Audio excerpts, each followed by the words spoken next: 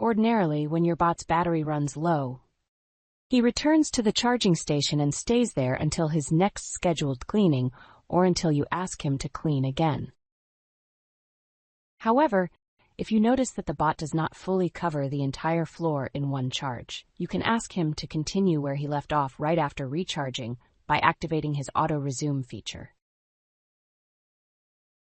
With Auto Resume activated, your bot returns to his station to recharge when his battery runs low and goes back to continue cleaning where he left off when sufficiently charged.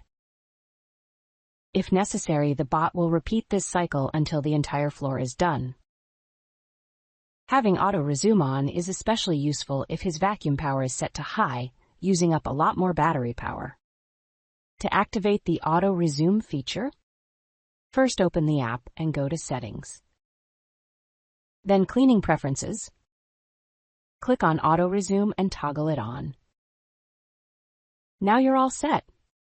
If you need additional help using the bObsweep app, please get in touch with our helpful support team.